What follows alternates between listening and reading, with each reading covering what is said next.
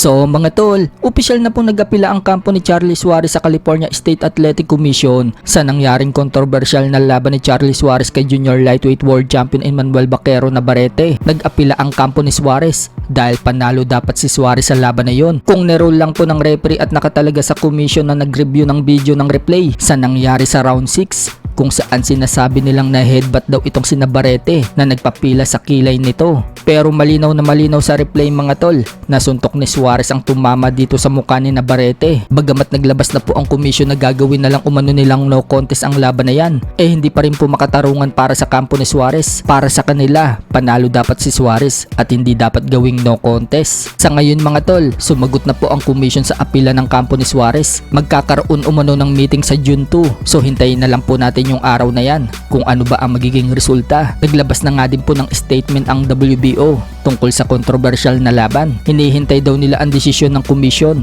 bago sila mag-utos ng rematch ni Navarrete at Suarez. Samantala, maging po ang sports analyst natin dito sa Pinas na si Atty. Ed Tolentino hindi din pabor sa no contest. Bakit daw gagawing no contest? Hindi naman daw nagkaroon ng medical problem sa laban. Ang tinutukoy nga po ni Atty. Ed Tolentino mga tol na medical problem, yung katulad sa nangyari sa laban ni Ryan Garcia versus Devin Haney na napalitan ang panalo ni Garcia papuntang no contest dahil napatunayan na gumagamit ng ipinagbabawal na gamot si Ryan Garcia. Hindi naman daw ganyan ang nangyari sa laban ni Suarez at Navarrete.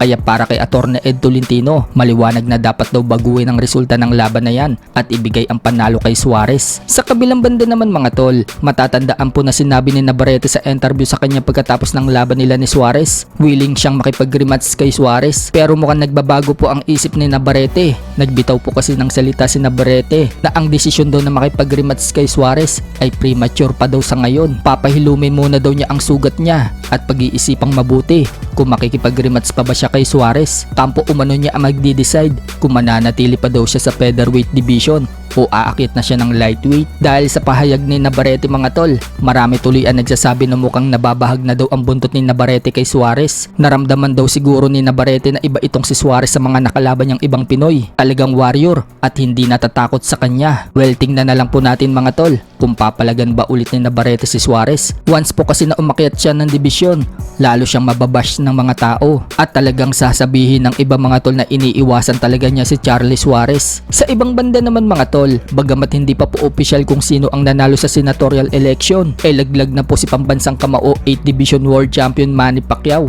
Sa inilabas po kasing partial result, nasa number 18 po si Manny Pacquiao. Hindi po siya nakapasok sa Magic 12. Kaya malabo nang manalo si Manny Pacquiao mga tol at mukhang magpo-focus na ulit si Manny Pacquiao sa boxing. May paparating po kasing laban si Manny Pacquiao mga tol sa July 19 kontra kay WBC Welterweight World Champion Mario Barrios. Binigyan nga po ng WBC si Manny Pacquiao mga tol ng pagkakataon na mapalaban sa huling pagkakataon sa World Championship. Sa katunayan, inilagay pa po sa number 5 ranking sa WBC si Manny Pacquiao sa welterweight. Kaya binigyan ng pagkakataon si Manny Pacquiao mga tol ng WBC. Matatandaan kasi na WBC ang unang World Championship belt na nahawakan ni Manny Pacquiao nang talunin ni Manny Pacquiao si former WBC Flyweight World Champion Chatsai Sasakul ng Thailand taong 1998. Dahil gusto ni Manny Pacquiao na magretiro ng World Champion, kaya binigyan po siya ng WBC ng pagkakataon. Bukod dyan, in-announce na din po ng WBC President na si Mauricio Sulaiman kasama si Manny Pacquiao na tuloy na ang 50th anniversary ng Trilla in Manila